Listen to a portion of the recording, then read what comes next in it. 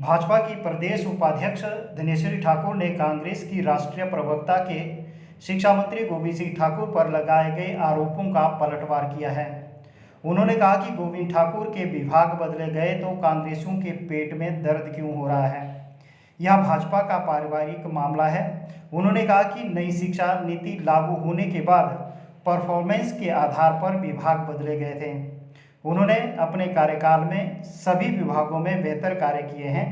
दिनेश्वरी ठाकुर ने मंगलवार को मनाली में पत्रकारों को संबोधित करते हुए कहा कि अलका लांबा ने जो भ्रष्टाचार के आरोप लगाए हैं वह उन्हें साबित करके दिखाएं।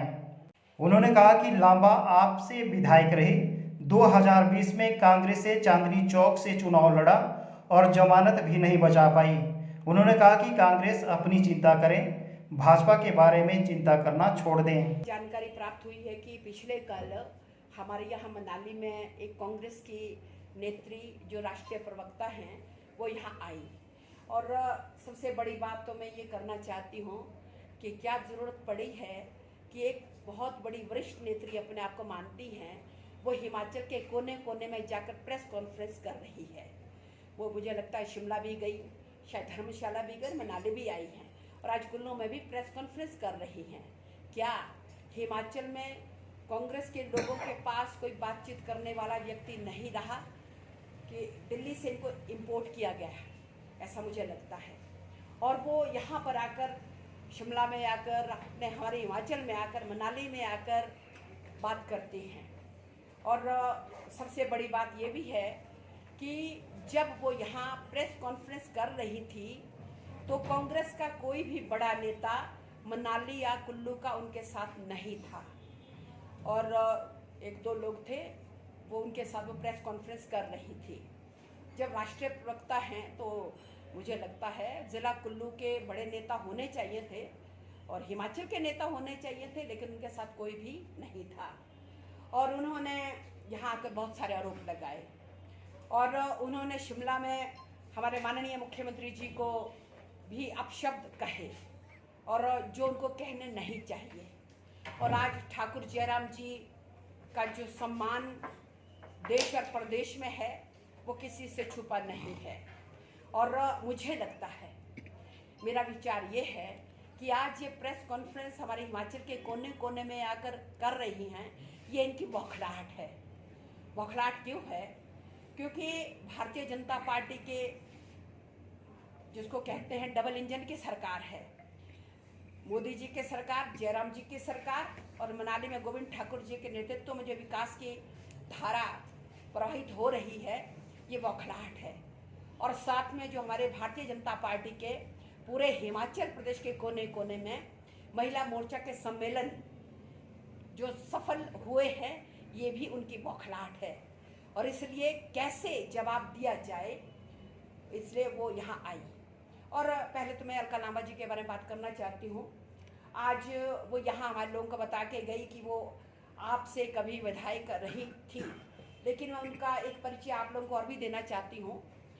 आपसे वो विधायक रही, लेकिन 2020 में जब दिल्ली विधानसभा के चुनाव हुए फिर वो आप पार्टी को छोड़कर कांग्रेस पार्टी में गई और आपकी जानकारी के लिए मैं बताना चाहती हूँ, वहाँ उन्होंने चुनाव लड़ा चांदनी चौक से और उन्होंने 3000 कुछ मत हासिल किए और आपको मैं बताना चाहती हूँ 2020 के विधानसभा के चुनाव में अलका लांबा जी की जमानत जब्त हो गई थी और आज वो यहाँ आकर बड़े बड़े दावे कर रही हैं और गोविंद ठाकुर जी के बारे में बड़ी बातें की, यह विकास नहीं हुआ और 15 वर्षों से विकास नहीं हुआ। मैं उनकी बात का जवाब देना नहीं चाहती, लेकिन हमारे अपने लोग गुमराह ना हों इसलिए हमको जवाब देना पड़ेगा।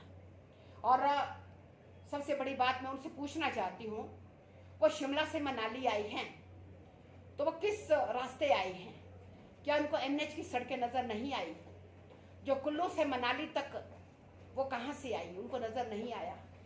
तभी कहते हैं कि आंखों पर जब काली पट्टी बंधी होती है तो कुछ नज़र नहीं आता।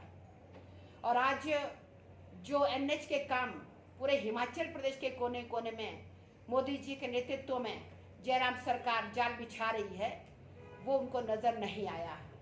और साथ में उन्होंने कहा जब उनकी सरकार बनेगी वो मनाली के लिए अलग से योजना बनाएंगे। और उन्होंने किसानों और बागबानों की बात की। मैं आप भाई बहनों से एक बात करना चाहती हूँ, भारतीय जनता पार्टी की सरकार, लेकिन इससे पहले मैं एक और बात करना चाहती हूँ। उन्होंने कहा कि कांग्रेस पार्टी 137 साल पुरानी पार्टी है और ये लोकतांत्रिक पार्टी है। हम और आप सब जानते हैं कि कांग्रेस पार्टी में कितना बड़ा लोकतंत्र है। अगर हम इनके राष्ट्रीय कांग्रेस की बात देखते हैं तो कभी बेटा अध्यक्ष होता है और कभी माँ अध्यक्ष होती है, और माँ और बेटे की पार्टी है। ये लोकतंत्र है क्या? और दिल्ली में बड़े बड़े जो कांग्रेस के नेता वो छोड़कर जा चुके हैं, गुलाम नबी आज़ाद जैसे बड़े वरिष्ठ लोग और कपिल सिब्बल, अनेकों लोग जिनको छोड़ के जा चुके हैं, कि वो जो अच्छे लोग कांग्रेस में हैं वो कहते हैं ये तो एक परिवार की पार्टी है, ये लोकतंत्र है। और हिमाचल की बात मैं कहूँ, हिमाचल में भी जैसा दिल्ली में माँ और बेटे की पार्टी है, उसी प्रकार हिमाचल में भी माँ और बेटे की पार्टी बनकर रह गई है। और यहाँ पर ठाकुर रामलाल जी जैसा व्यक्ति जो नैना देवी से आज भी वर्तमान में विधायक हैं और कांग्रेस में वरिष्ठ उपाध्यक्ष के पद पर काम करते थे, उन्होंने 4 दिनों पहले प्रेस कॉन्फ्रेंस की, हम सब ने देखी, और रोते रोते उन्होंने इस पद को छोड़ा कि आज वो बात नहीं रही जो कांग्रेस में पहले कभी थी। और कांग्रेस के 2 विधायक, कांगड़ा से पवन काजल, लखविंदर सिंह राणा, एक तो कार्यकारी अध्यक्ष था, कांग्रेस छोड़कर भाजपा में शामिल हो रहे हैं। वो क्यों? वो इसीलिए, आज अगर हमारे मंडी की बात करते हैं, पंडित सुखराम जी का पोता आश्रय शर्मा, वो भी कांग्रेस का बड़ा नेता रहा, उन्हें लोकसभा का चुनाव भी लड़ा था, उसने भी अपने पद से जो है इस्तीफा दिया कि यहाँ मंडी में भी बहुत सारा हस्तक्षेप शिमला का हो रहा है। तो ये कांग्रेस का हाल है। ये हम पर उंगलियां उठाते हैं कि तुम्हारी भारतीय जनता पार्टी में क्या है, और अनेकों मुख्यमंत्री पद के लिए दौड़ रहे हैं। ठाकुर रामलाल जी ने कहा सब मुख्यमंत्री बनना चाहते हैं, इसलिए मैं ऐसी पार्टी से, ऐसे अपने पद से इस्तीफा देना चाहता हूँ।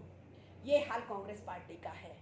और मैं अपनी पार्टी की बात करती हूँ, यहाँ केवल और केवल ठाकुर जयराम जी हमारे नेता हैं, और जितने हमारे पूर्व में हमारे वरिष्ठ नेता हैं उनका पूरा मान सम्मान है, और हम मिलजुल कर यहाँ काम कर रहे हैं। और आज जो नारा दिया है कि रिवाज बदलेंगे, सरकार नहीं बदलेगी, रिवाज बदलेंगे।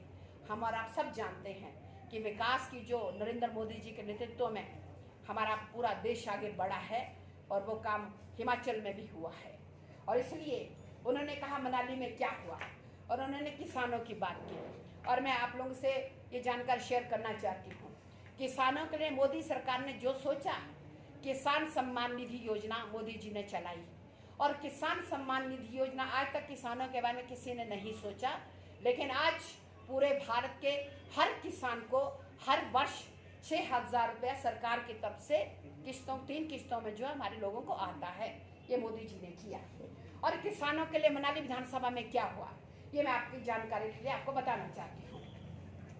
गोविंद ठाकुर 15 वर्ष विधायक रहे और 2008 में विधायक बने। 2008 से 12 के बीच में 13 तक विधायक रहे, और तब भारतीय जनता पार्टी की सरकार थी। और उसके बाद 2013 से 17 तक विधायक जरूर थे, लेकिन कांग्रेस की सरकार थी। और उन 5 वर्षों में हमारे मनाली में क्या हुआ, ये हमसे उनसे सवाल करना चाहिए। और उसके बाद आज 2017 के बाद 27 दिसंबर 2017 के बाद आज तक मंत्री के रूप में काम कर रहे हैं, और आज जो विकास हुआ है वो मैं आपको बताना चाहती हूँ। और यहाँ पर मैंने कहा किसानों के लिए गोविंद ठाकुर जी ने क्या किया। आप जानते हैं किसानों और बागवानों के लिए बंदरोल की सब्जी मंडी हम सब देखते हैं, हमारे एनएच पर बंदरोल का इलाका है, वहाँ एक भव्य सब्जी मंडी का काम चल रहा है। और उस सब्जी मंडी पर हमारी सरकार, जयराम जी की सरकार, गोविंद ठाकुर जी विधायक के रूप में काम कर रहे हैं। 20 करोड़ वहाँ पर खर्च किया जा रहा है, और अभी मुख्यमंत्री जी आने वाले हैं, उसका उद्घाटन हम करने वाले हैं। और साथ में हमारे चौरी विहाल में ग्रीन टेक्स बैरियर के पास, जिसको आलू ग्राउंड भी कहा जाता है, वहाँ भी हम और आप सब देख रहे हैं सब्जी मंडी का काम जोरों से चल रहा है, और वहाँ 10 करोड़ रुपया खर्च किया जा रहा है किसानों और बागवानों के लिए, कि उनको दूर जाना ना पड़े। और साथ में हमारे पतली कुल में भी सब्जी मंडी का काम जल्द आरंभ करने वाले हैं और तो मुख्यमंत्री जी आकर उसका शिलान्यास करने वाले हैं और वहां पर भी 10 करोड़ रुपए खर्च होने वाला है। और फिर बागबानों को राहत देने के लिए हमारी सरकार ने क्या कहा, जो जीएसटी जो हमारे बागबानों को 6% भरना था, वो सरकार ने कहा वो बागबानों के लिए सरकार मदद कर रही है और सरकार उनका जीएसटी 6% भर रही है। इसलिए किसानों बागबानों के लिए जयराम सरकार ये काम कर रही है। और साथ में उन्होंने एक बस स्टैंड का मुद्दा यहाँ छेड़ा, क्योंकि मुझे हमारे लोगों ने बताया कि बस स्टैंड की बात उन्होंने की, लेकिन हम सब जानते हैं हमारे यहाँ माननीय एमजीटी के ऑर्डर थे कि ब्यास से 25 मीटर की दूरी तक कंस्ट्रक्शन पर बैन लगा था। इस कारण बस स्टैंड का काम हमारा रुका हुआ था, लेकिन अभी इसमें जो है काफ़ी हम आगे बढ़े हैं और यहाँ पर इंस्पेक्शन, टेक्निकल इंस्पेक्शन सब हो चुका है और अब यहाँ के लिए 20 करोड़ रुपया उपलब्ध करवाया जा चुका है। और अभी हमारे मुख्यमंत्री जी कुछ दिनों में विद इन वीक यहाँ मनाली आने वाले हैं और उस बस स्टैंड का जो है शिलान्यास करके उसका काम शुरू करने वाले हैं, क्योंकि अब हमारे ऊपर बातचीत हो गई है और वो एमजीटी के ऑर्डर्स के कारण जो हमारा बस स्टैंड का काम रुका पड़ा था, ये कारण था। मैं कांग्रेस को जवाब नहीं दे रही, मैं अपने लोगों से, ताकि वो गुमराह ना हो, इसलिए बात करना चाह रही हूँ। और उन्होंने कहा वन विभाग में क्या किया, और उन्होंने एक और भी बात की कि विभाग वापस लिए गए। विभाग वापस लिए गए, आपके पेट में क्या दर्द हो रहा है? ये हमारा घर का मसला है। हाँ, विभाग दिए, 2 वर्ष काम किया और अच्छे से काम किया, और उन्होंने जो भ्रष्टाचार का आरोप लगाया, मैं उनको कहती हूँ इसको साबित करें, इसको प्रूव करें। कांग्रेस की सरकार जब रही, भ्रष्टाचार के दलदल में जो है उन्होंने हमारे देश में जो है भ्रष्टाचार के लिए जानी जाती है और जननी कांग्रेस को जाना जाता है। और मैं आप लोग बताना चाहती हूँ, आज हमारी दिल्ली की सरकार को 8 वर्ष हुए हैं और हिमाचल की सरकार को 5 वर्ष होने वाले हैं। कोई एक उंगली नहीं उठा सकता कि मोदी सरकार में कहीं भ्रष्टाचार हुआ है।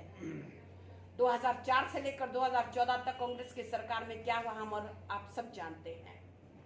जबकि इनके पूर्व प्रधानमंत्री कहते थे, भ्रष्टाचार उस समय था, कहते थे, मैं नाम नहीं लूंगी, कि जब दिल्ली से 1 रुपया आता है तो उस स्थान जहां भेजा जाता है वहां 10 पैसे पहुंचते थे।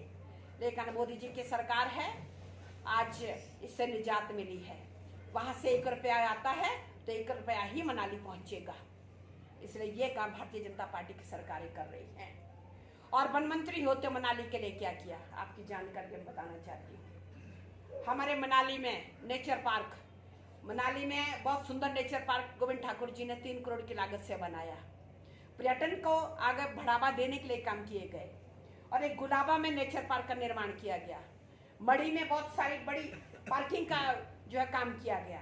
कोठी में स्वर्णिम वाटिका बनाई गई। और हम और आप सब जानते हैं, हमारा अटल बिहारी पर्वतारोहण संस्थान में एक आर्टिफिशियल क्लाइंबिंग वॉल भी 2 करोड़ की लागत से गोविंद ठाकुर जी ने बनाकर दे दी और मुख्यमंत्री जी ने उसका उद्घाटन भी किया है। और एक इंडोर स्टेडियम जो करोड़ों की लागत से हमारा मॉनिटरिंग इंस्टीट्यूट में जो उसका काम चल रहा है, ये मैं आपकी जानकारी बताना चाहती हूँ। और साथ में और अगर शिक्षा मंत्री हैं, शिक्षा मंत्री के नाते विभाग क्यों बदला? आप जानते हैं नरेंद्र मोदी जी ने क्या कहा कि नई एजुकेशन पॉलिसी लानी है। जो आज तक हमने ढोई है वो अंग्रेजों ने नियत की हुई जो एजुकेशन पॉलिसी चली, जो लॉर्ड मैकाले ने बनाई थी, कांग्रेस उसको ढोती रही और आज तक हमने उसको ढोया। और लॉर्ड मैकाले ने क्या कहा था? लॉर्ड मैकाले ने कहा था कि मैं काली चमड़ी वाले अंग्रेज पैदा करूंगा जो क्लर्क बनने तक सीमित रहेंगे। आज मोदी सरकार ने नई राष्ट्रीय शिक्षा नीति हमारे देश में लाई और हमारे हिमाचल प्रदेश सबसे बड़ा पहला प्रदेश रहा जिसने इस राष्ट्रीय शिक्षा नीति को अडॉप्ट किया।